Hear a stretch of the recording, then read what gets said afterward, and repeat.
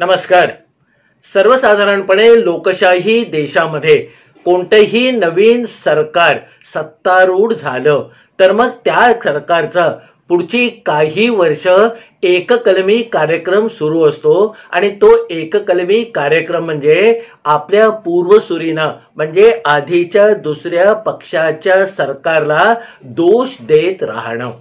त्या सरकारांनी देशाची कशी वाट लावली, किती ऐतिहासिक घोडचुका केल्या आणि एकंदरच देशाला किती मोठ्या खड्ड्यामध्ये टाकून दिलेलं आहे याचा बेणबाजा वाजवत राहणं हे नवीन आलेल्या सरकारचं आद्य कर्तव्य असतं.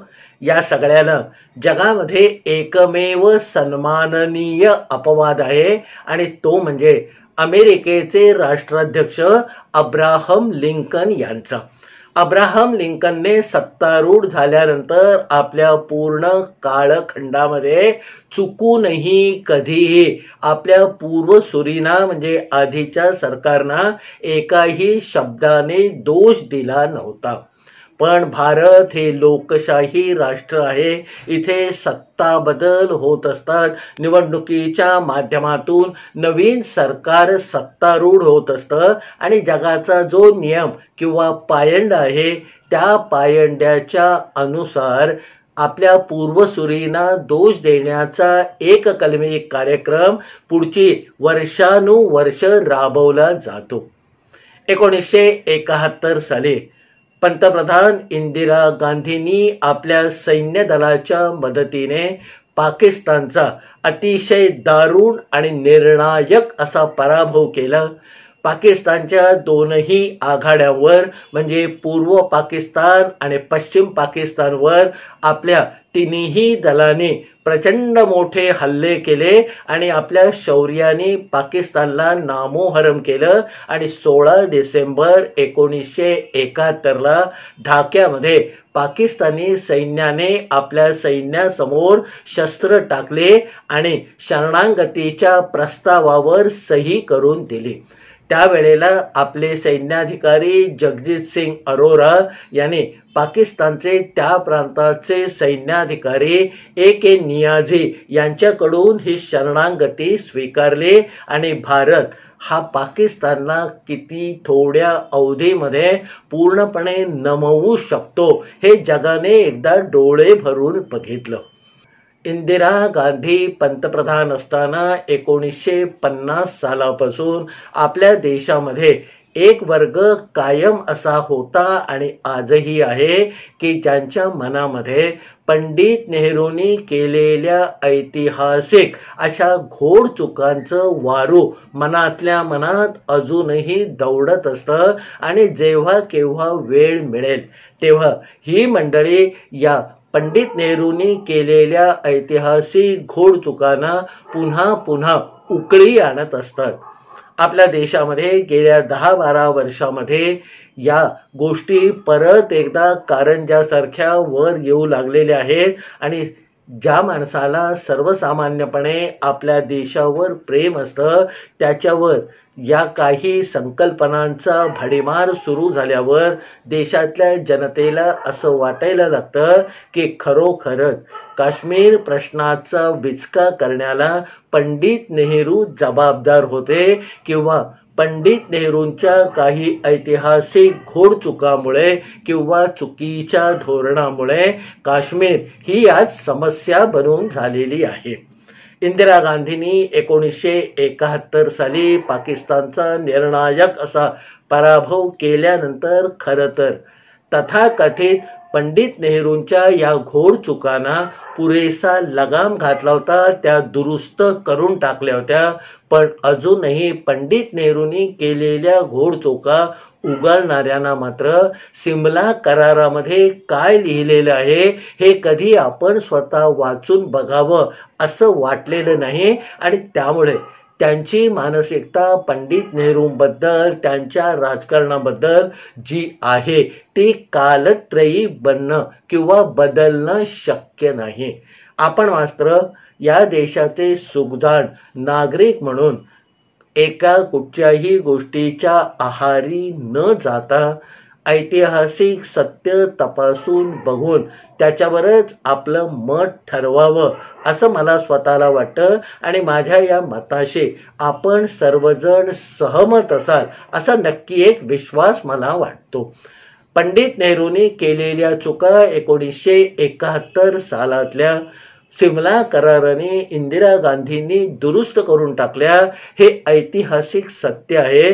एकदा शामरावांकडून आबूरावांनी काही गरज पडली म्हणून रुपये 10,000 उसने घेतले होते. त्याच्यानंतर काही महिने काही दिवस गेले पण आबूरावांना काही अडचणीमुळे शामरावांचे हे घेतलेले 10,000 रुपये परत काही करता आले नाहीत. मित्रत्वाच्या नात्याने हात उसने दिलेले ते पैसे होते, ती कर्जाऊ रक्कम नव्हती. तरी पण आबूरावांचं निधन होईपर्यंत आबूरावांना शामरावांनी घेतलेले हे पैसे परत करता आले नाहीत. आबूरावांचं निधन झाल्यानंतर काही महिन्यामध्ये आबूरावांचा मुलगा बाबूरावाने एकदा त्याच्या लक्षात आल्यानंतर तातडीने रुपये 10,000 रोख शामरावांना त्यांच्या घरी नेऊन दिले आणि सांगितलं की माझ्या वडिलांनी म्हणजे आबूरावाने आपल्याकडनं 10,000 रुपये उसने घेतले होते, ते हे मी आज परत करतो आहे. आपल्या सर्वांच्या दृष्टीने हे जर असं झालं असेल तर आबूरावांनी केलेला व्यवहार बाबूरावांनी पूर्ण केला असं आपण म्हणू शकतो. पण वास्तवामध्ये असं कधीही होत नाही. काही दिवसानंतर या आबूरावाच्या कानावर असं यायला लागलं की शामराव त्याच्या मित्रमंडळीमध्ये, नातेवाईकामध्ये, ओळखी पाळखीच्या लोकांमध्ये एक गोष्ट सांगत फिरतायत की आबूरावांनी माझ्याकडून हात उसने घेतलेले रुपये 10,000 मरेपर्यंत परत दिले नाहीत. 5-10 ठिकाणाहून असं शामरावांनी बोलल्याचं बाबूरावाच्या कानावर आल्यानंतर मग बाबूरावांनी एक दिवस शामरावांचं घर गाठलं आणि त्यांना सांगितलं की शामराव, माझ्या वडिलांनी आबूरावांनी घेतलेले पैसे रुपये 10,000 मी आपल्याला परत केलेले आहेत.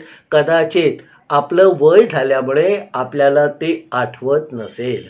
त्यावर शामराव उसळून म्हणाले की एवढं काही माझं वय झालेलं नाही, तू रुपये 10,000 रुपये आणून दिलेस ते मला पक्क आठवतं.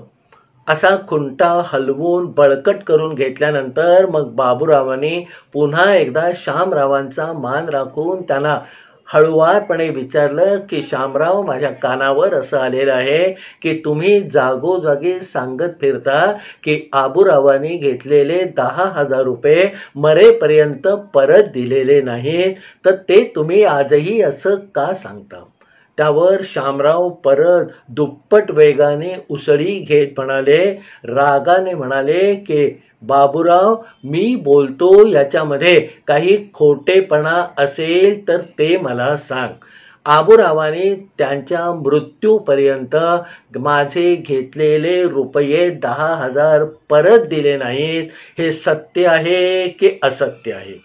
बाबूरावांनी त्याच्यावर मान डोलावले आणि म्हणाले की शामराव, ही गोष्ट सत्य आहे. एकंदरीत शामरावांचा जो कावा होता तो बाबूरावाच्या लक्षामध्ये आला आणि याच्या पुढे या माणसाला समजावत बसण्यामध्ये काहीही अर्थ नाही असा निष्कर्ष काढून बाबूराव त्या शामरावाच्या घरातून निघाले आणि आपल्या उद्योगधंद्याला लागले. आता या शामराव, बाबूराव आणि आबूरावामध्ये आपल्याला 3 ऐतिहासिक पात्र व्यवस्थितपणे बसवता येतात.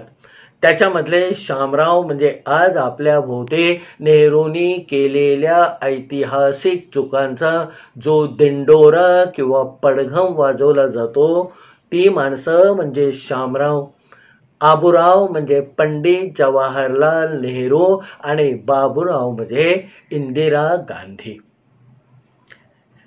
स्वातंत्र्य जसं जवळ यायला लागलं तसं ब्रिटिश सरकारने आपल्या भारतीय स्वातंत्र्याचा एक कायदा ब्रिटिश पार्लमेंटमध्ये पास करून भारताला आता स्वातंत्र्य द्यायचं हे निश्चित करून टाकलं।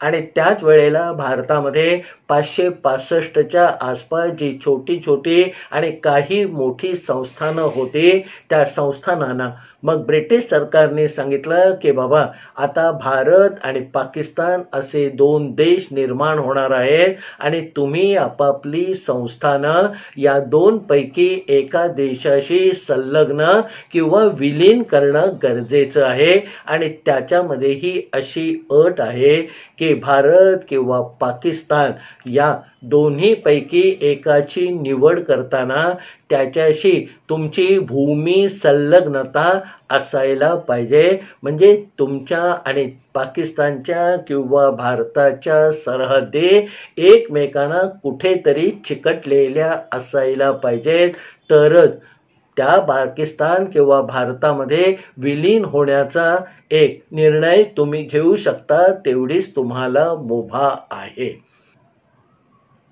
सरदार वल्लभभाईंनी आटोकाट प्रयत्न करूनही भारतामध्ये 3 संस्थानांचा एकंदर प्रश्न हा 15 ऑगस्ट 1947 पर्यंत अनिर्णित राहिलेला होता।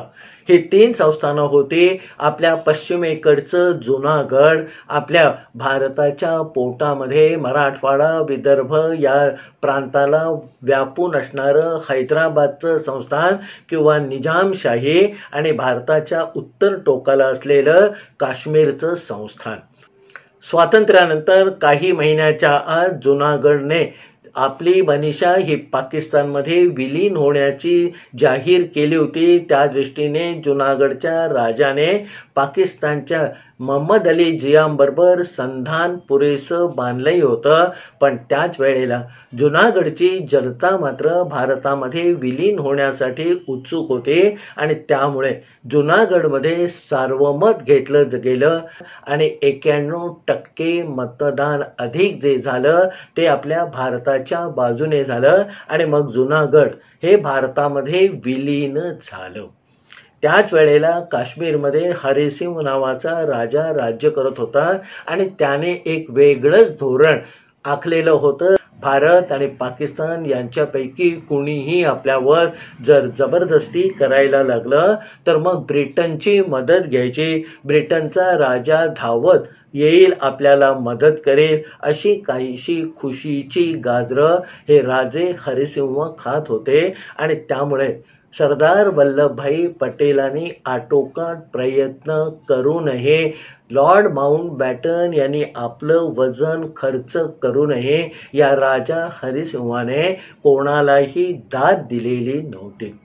15 ऑगस्टला स्वातंत्र्याची पहाट झाल्यानंतर काही महिन्यातच मग पाकिस्तानी सैन्य आणि त्यांच्याबरोबर पाकिस्तानातले गुंड म्हणजे कबाली घुसखोर याने या काश्मीरवर पश्चिमेच्या दिशेने हल्ला चढवला आणि मग लुटालूट कत्तली करत हा सगळा लोंढा श्रीनगरच्या दिशेने धावायला लागला।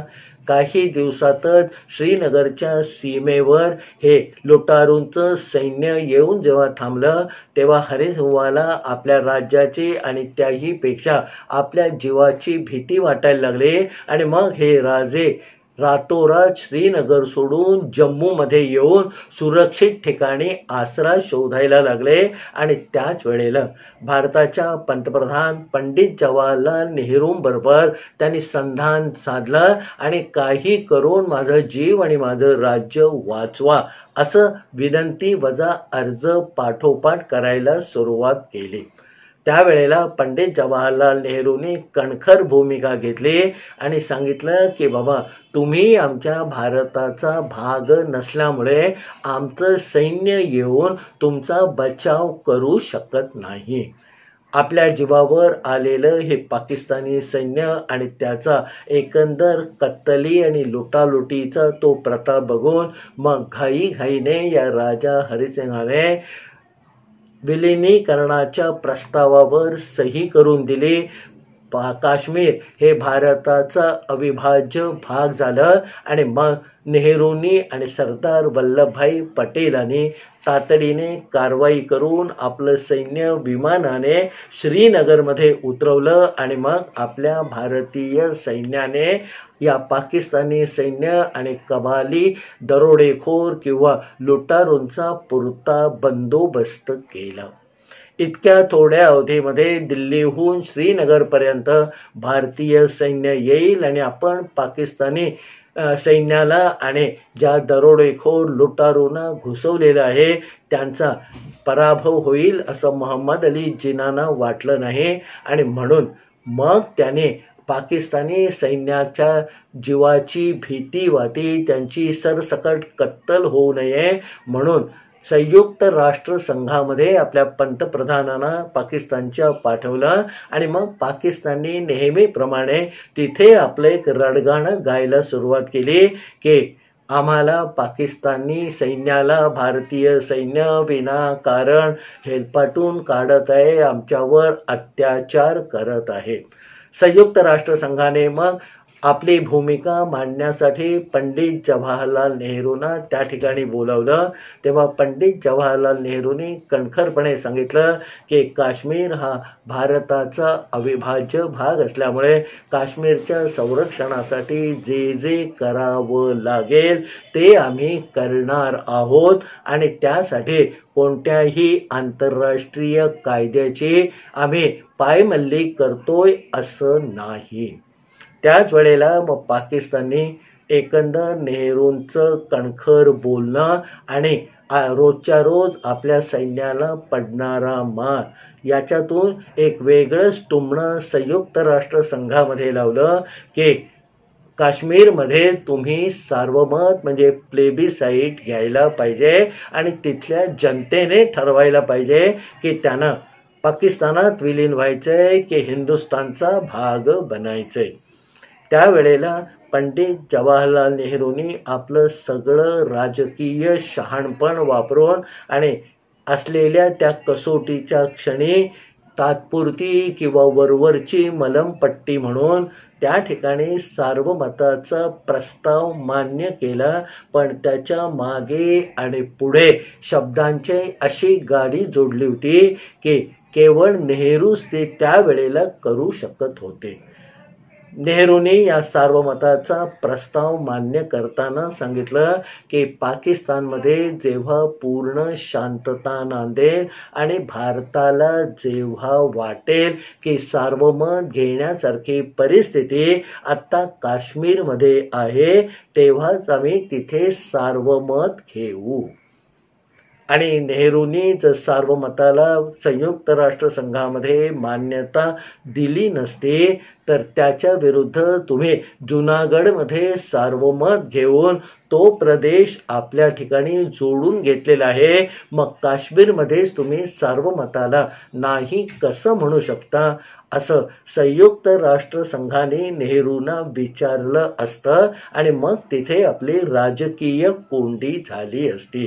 ती राजकीय कोंडी टाळण्यासाठी नेहरूंनी या सार्वमताचा प्रस्ताव मान्य केला आणि त्याच्यानंतर जवळजवळ 20-22 वर्ष मधून टुमणं लावल्यासारखं काश्मीर त्यामध्ये तुम्ही सार्वमत घ्या असं पाकिस्तान वारंवार एक तुणतुणं वाजवत होतं. पंडित नेहरूंनी सार्वमताला मान्यता दिलेली आहे. ही पंडित नेहरूंनी केलेली ऐतिहासिक घोडचूक आहे आणि सुरुवातीच्या काळामध्ये जर आपण सैन्य घुसवून पाकिस्तानने जसा ताबा घेण्याचा प्रयत्न केला तसं काश्मीर आपल्या कब्जामध्ये घेऊन टाकलं असतं तर काश्मीर नावाची समस्या जन्मालाच आलेली नसते. या ऐतिहासिक घोडचुका नेहरूंनी केलेल्या आहेत असं गेली 75 वर्ष मानणारा एक वर्ग आपल्या देशामध्ये आहे. 1971 साली अवघ्या 12 दिवसामध्ये पाकिस्तानचा निर्णायक पराभव करून इंदिरा गांधींनी या दोनही ऐतिहासिक तथाकथित घोडचुका दुरुस्त करून टाकलेल्या आहेत आणि त्या कशा दुरुस्त केलेल्या आहेत ते आता आपण बघू. 16 डिसेंबर 1971ला पाकिस्तानने शरणागती पत्करल्यानंतर जिथे आहे तिथे आपलं सैन्य थांबलं. पाकिस्तानचे 93,000 युद्धकैदी तेव्हा आपल्या ताब्यामध्ये होते आणि जवळजवळ 13,000 चौरस किलोमीटरचा प्रदेश पाकिस्तानचा आपण आपल्या कब्जामध्ये आणून ठेवलेला होता. आंतरराष्ट्रीय राजकारणामध्ये कोणताही प्रश्न कधी ना कधी पूर्णपणे सोडवावा लागतो हे इंदिरा गांधींना माहीत होतं. पण तो प्रश्न सुटताना आपल्या बाजूनी जास्तीत जास्त फायदा व्हायला पाहिजे असं इंदिरा गांधींचं एक धोरण होतं. 93,000 युद्धबंदी जे आपण पकडून ठेवलेले होते त्यांना आयुष्यभर पकडून ठेवणं आपल्यालाच काय पण कोणत्याही देशाला शक्य नव्हतं. तसंच 13,000 चौरस किलोमीटरचा जो प्रदेश आपल्या सैन्याने त्यावेळेला आपल्या कब्जामध्ये घेतलेला होता तो तसाच्या तसा कायम आपल्या कब्जात ठेवणं हे आंतरराष्ट्रीय नियमांना धरून नव्हतं. आणि म्हणून या दोन गोष्टींच्या या दोन चांगल्या घटना ज्या आपल्या बाजूने घडलेल्या आहेत त्याचा जास्तीत जास्त फायदा नंतर दिवाणी राजकारणामध्ये करून जास्तीत जास्त आपल्याला फायदेशीर अशा गोष्टी इतिहासामध्ये घडवून आणता आल्या पाहिजेत असं इंदिरा गांधींनी एक धोरण आखलं. नंतर आपल्या शिष्टमंडळाला योग्य ते निर्देश दिले आणि मग कधी रावळपिंडी, कधी इस्लामाबाद तर कधी नवी दिल्ली इथे भारत आणि पाकिस्तानच्या शिष्टमंडळाच्या 1, 2 नव्हे 70-72 चर्चेच्या फेऱ्या पार पडल्या. सुरुवातीला कोणीच कोणाचं काहीही मान्य करायला तयार नव्हतं जे साहजिक होतं. पण त्याच्यानंतर हळूहळू जुल्फिकार अली भुत्तो आणि इंदिरा गांधी या दोघांनीही आपल्या भूमिका हळूहळू पातळ करत किंवा विरळ करत नेल्या आणि मग 2 जुलै 1972 म्हणजे शरणागती स्वीकारल्यानंतर 7 महिन्याने भारत आणि पाकिस्तान यांच्यामध्ये सिमला करार झाला. आपल्या भारताच्या हिमाचल प्रदेशच्या आजच्या राजधानीमध्ये तो करार जुल्फिकार अली भुत्तो आणि भारताच्या पंतप्रधान इंदिरा गांधी यांनी सही करून तो दस्तावेज तयार केला. आता या दस्तावेजामध्ये पंडित नेहरूंनी केलेल्या तथाकथित घोडचुकांचं पूर्ण परिमार्जन इंदिरा गांधींनी केलेलं आहे. याची अनेक कलमं आहेत पण याच्यातलं जे दुसऱ्या क्रमांकाचं कलम आहे ते अतिशय महत्त्वाचं आहे. आणि पंतप्रधान इंदिरा गांधी या राजकारणामध्ये किती चाणाक्षपणे आपली चाल करत होत्या आणि पाकिस्तानला त्याच्या नाकामध्ये नकेल घालून ती मान्य करायला भाग पाडत होत्या याचं पूर्ण प्रदर्शन किंवा याचा पुरावा सिमला करारामध्ये आपल्याला मिळतो. सिमला कराराच्या दुसऱ्या कलमामध्ये असं लिहिलेलं आहे की याच्या पुढे काश्मीरची समस्या ही भारत आणि पाकिस्तान आपापसात चर्चा करून द्विपक्षीय तोडगा काढून सोडवतील. कोणत्याही तिसऱ्या पक्षाची, तिसऱ्या देशाची किंवा तिसऱ्या संघटनेची लुडबुड भारत आणि पाकिस्तान या काश्मीर प्रश्नामध्ये याच्या पुढे मान्य करणार नाहीत. या एका कलमामुळे 1972 नंतर कधीही काश्मीर समस्येबाबत पाकिस्तानने युनोचे म्हणजे संयुक्त राष्ट्रांचे दरवाजे ठोठावले नाहीत. अमेरिकेसारख्या बलाढ्य देशाला तुम्ही भारतावर दबाव आणा आणि काश्मीर प्रश्नाची वासलात लावा, तो प्रश्न सोडवा असं पाकिस्तानला सांगता आलेलं नाही. कारण इंदिरा गांधींनी मारून ठेवलेली ही ग्यानबाची मेघ किंवा पक्की गाठ आहे. वादासाठी जरी मान्य केलं की पंडित जवाहरलाल नेहरूंनी म्हणजे इंदिरा गांधींच्या वडिलांनी ऐतिहासिक घोडचुका केल्या, सार्वमत मान्य केलं, काश्मीर घ्यायला उशीर केला, पण त्याच्यानंतर सिमला करारातल्या दुसऱ्या कलमाने या सगळ्या चुका पूर्णपणे पुसून किंवा धुवून काढण्यामध्ये भारताला म्हणजे आपल्या देशाच्या तत्कालीन पंतप्रधानांना इंदिरा गांधींना पूर्ण यश मिळालेलं आहे आणि त्यामुळे काश्मीर प्रश्न याच्या पुढे द्विपक्षीय वाटाघाटीनेच सुटणार आहे. शामराव, आबूराव आणि बाबूराव यांची गोष्ट मधल्या काळात मी आपल्याला सांगितली आणि त्याच्यामध्ये शामराव कोण, बाबूराव कोण आणि आबूराव कोण हे आता आपल्याला पुरेसं स्पष्ट झालं असेल. त्यामुळे याच्या पुढच्या कालखंडामध्ये कोणीही आपल्याला काश्मीर समस्येबद्दल काही समजावण्याचा जेव्हा प्रयत्न करेल तेव्हा त्याला फक्त सिमला करारातलं दुसरं कलम बाबा तू वाचून ये एवढंच सांगा. या सगळ्याबद्दल आपल्याला काय वाटतं ते खालच्या कॉमेंट बॉक्समध्ये प्रतिक्रियांच्या रूपामध्ये जरूर लिहून पाठवा. आपल्याकडून येणाऱ्या प्रत्येक प्रतिक्रियेचं माझ्याकडून स्वागतच आहे.